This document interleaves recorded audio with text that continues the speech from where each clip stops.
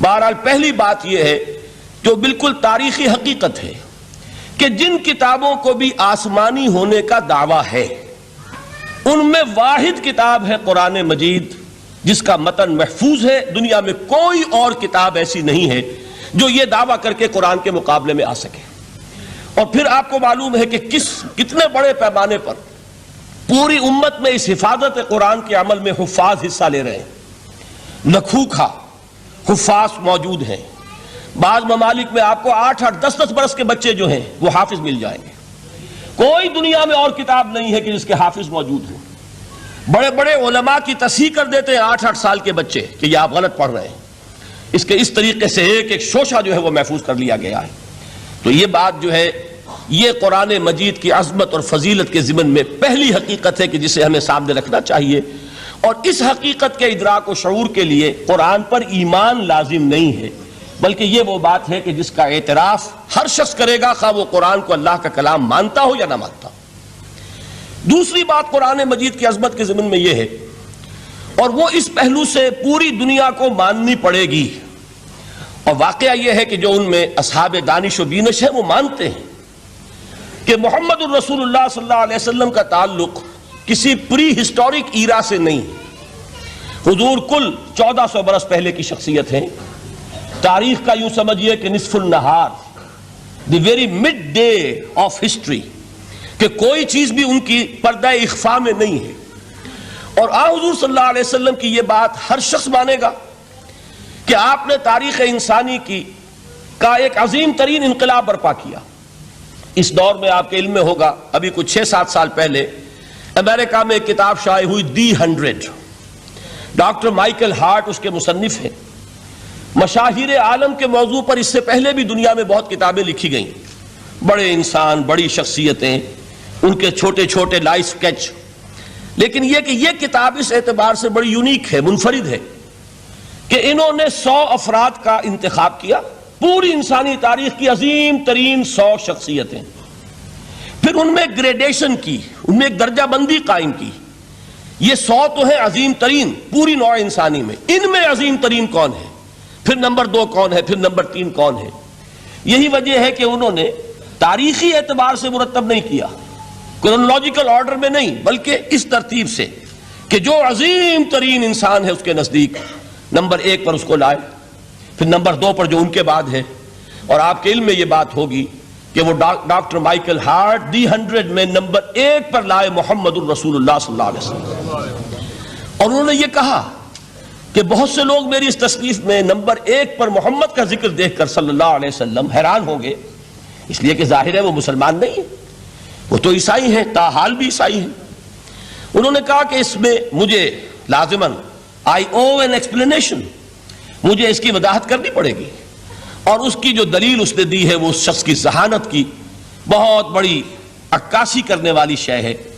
کہتے ہیں this is because he is the only person، یہ the only کو انڈرلائن کر لیجئے اپنے ذہن میں، واحد شخصیت ہے پوری نسل انسانی کی، supremely successful in both the religious and the secular fields، کہ زندگی کے یہ 2 خانے جو آج کے انسان نے اپنے ذہن میں قائم کر لیے ہیں، ایک خانے کو وہ کہتے ہیں یہ مذہبی خانہ، یہ انفرادی ہے، عقائد ہیں، عبادات ہیں، کچھ سوشل کسٹمز ہیں، اگر کوئی فوت ہو جائے گا تو کیا کریں گے، اسے دفن کریں گے، جلائیں گے، کیا کریں گے، پیدائش ہے اسے سیلیبریٹ کس طرح کریں گے، یہ سوشل کسٹمز ہیں۔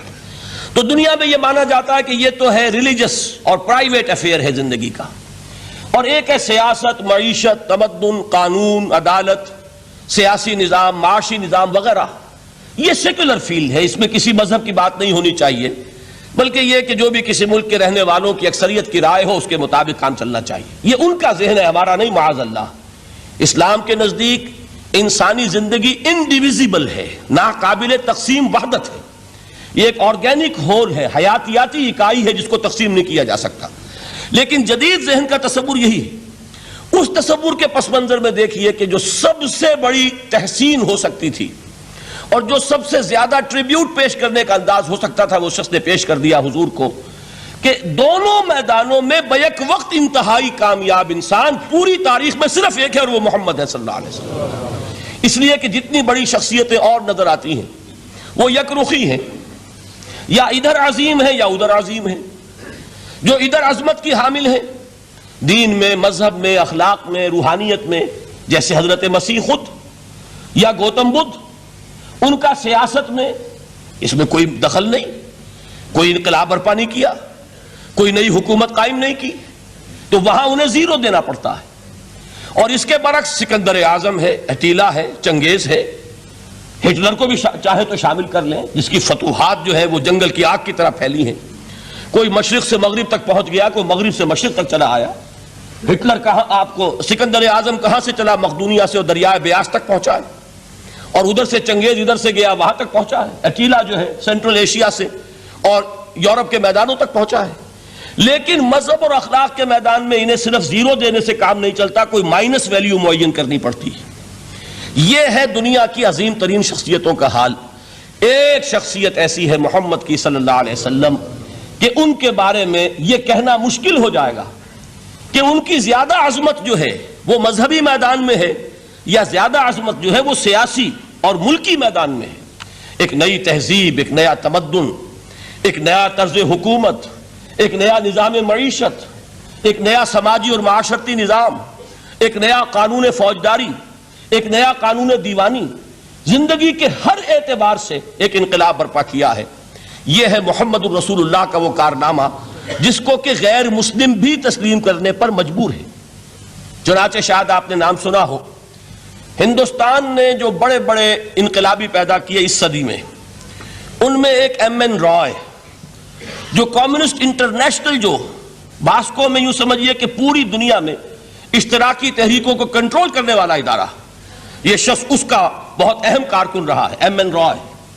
اس نے کتاب لکھی دی ہسٹوریکل رول آف اسلام، اور وہ تسلیم کرتا ہے کہ تاریخ انسانی میں عظیم ترین انقلاب وہ ہے جو محمد نے برپا کیا صلی اللہ علیہ وسلم۔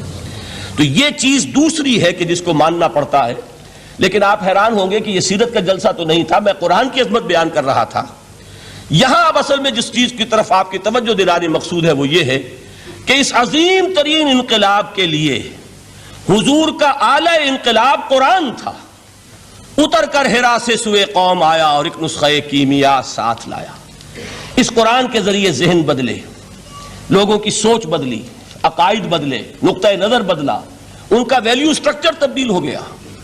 پہلے زندگی عزیز ترین متاع شمار ہوتی تھی، اب موت سب سے بڑھ کر خوش آئند ہے۔ شہادت ہے مطلوب و مقصود مومن، نہ مال غنیمت نہ کشور کشائی۔ یہ انقلاب، یہ در حقیقت کس کے ذریعے سے ہوا ہے؟